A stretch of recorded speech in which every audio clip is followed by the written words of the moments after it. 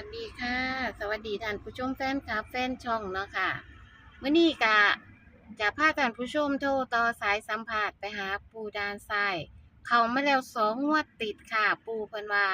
เพิ่นย้ายหม้องอยู่ใหม่ค่ะเพิ่นก็ได้ภูมิมาบอกมาเขียนบอกแดงจึ้งครึ่งพี่น้อง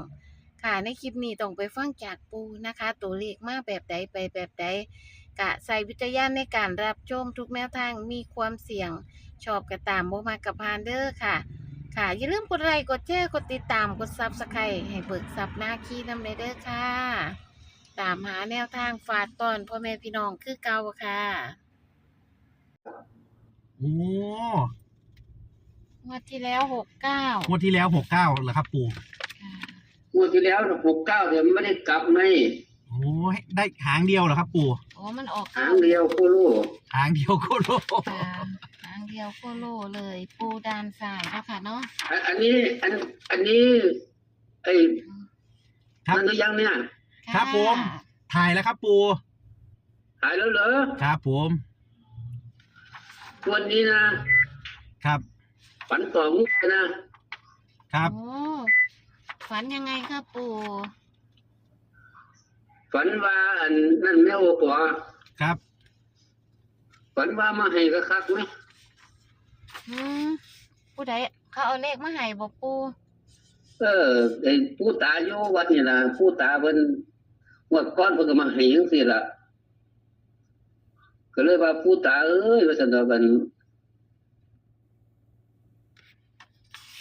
อืมอันเพิ่นเอามาเขียนให้ได้ไหมโอ้เขามาเขียนเป็นตัวเลยเหรอครับมันเป็นตัวเลยไหมแต่ว่าที่นี่ไอเอาหลักผู้ด้านซ้ายนี่เนี่ยครับผมไอหลักร้อยบ่ศูนย์กับหนึ่งลักร้อยบ่ค่ะบ้านนี้เลขที่6996นั่น5สิมาแทนบ่เนี่ยหลักร้อยบ่ศูนย์กับหนึ่งเนาะค่ะเนาะหลักร้อยบ่ศูนย์กับหนึ่งค่ะบ้านนี้6961หั่นบ้านนี้5สิมาแทนเก้ายังคือเขาเป็น59เหรอครับปู่59 59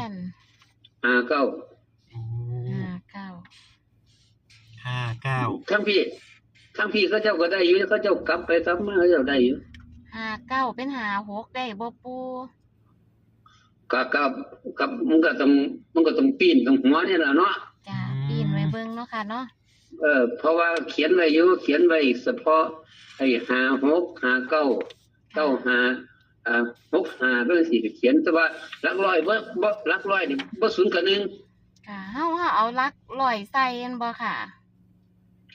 หลักร้อยนี่บ่ศูนย์กับหนึ่งมันน่ะเว้ยค่ะเป็น059หรือ159อย่างงี้เหรอครับปู่แม่นโอ้059เพราะว่ามัน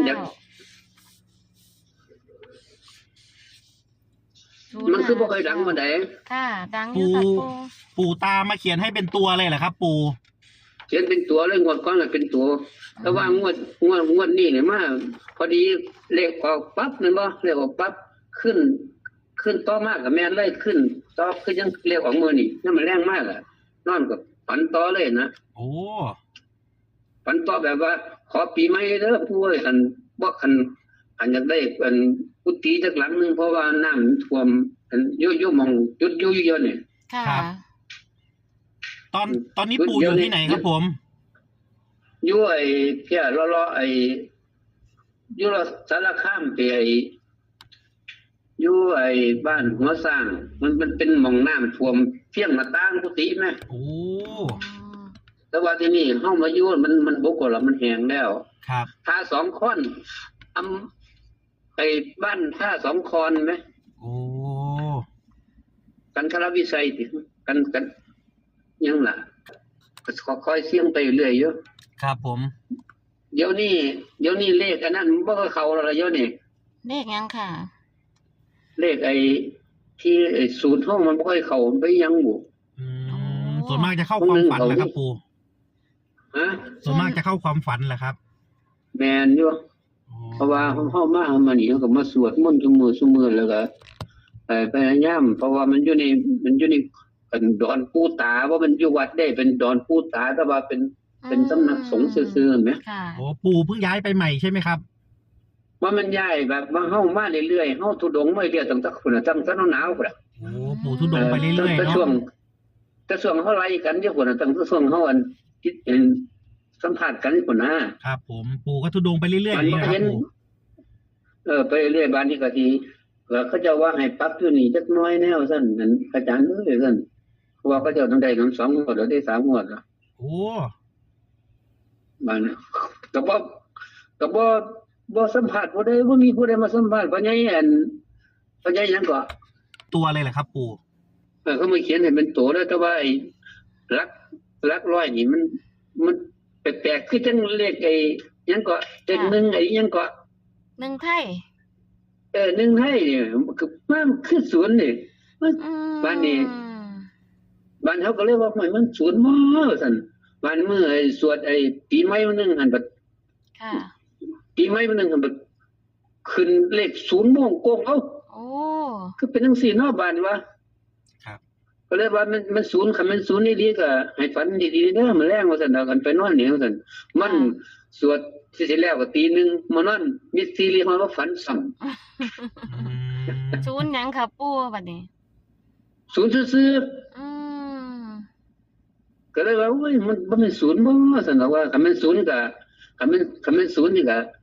หมายความว่าหนึ่งหนีมันน่ะเว้ย ค่ะ มันเขาเอาศูนย์0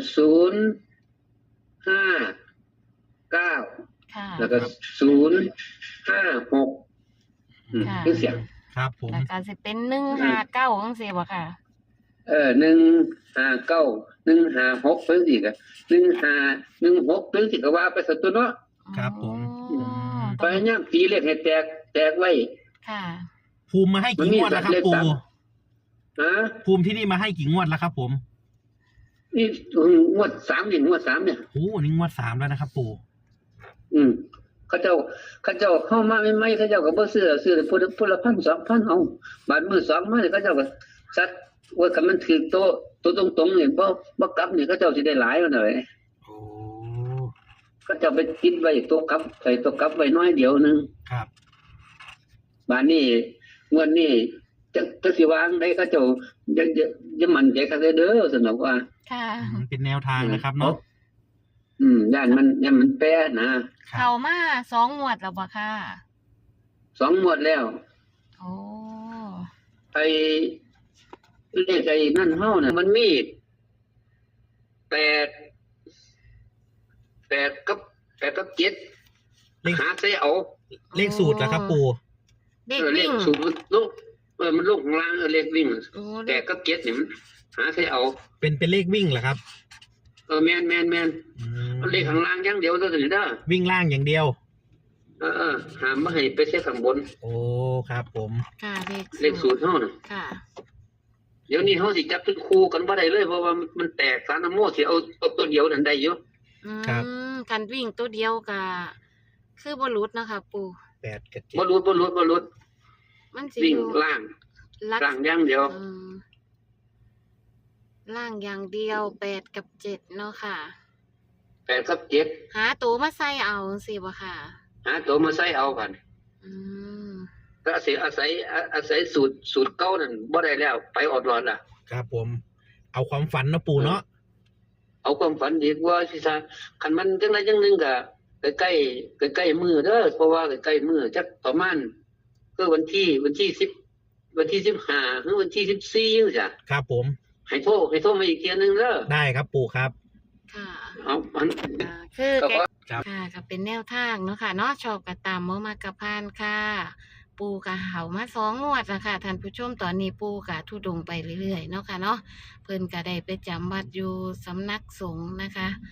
ก็ถือว่าภูมิดีมาบอกเลขตลอดงวดนี้ก็เป็นแนวทางค่ะ การตัดสินใจอยู่กับท่านผู้ชมเด้อค่ะ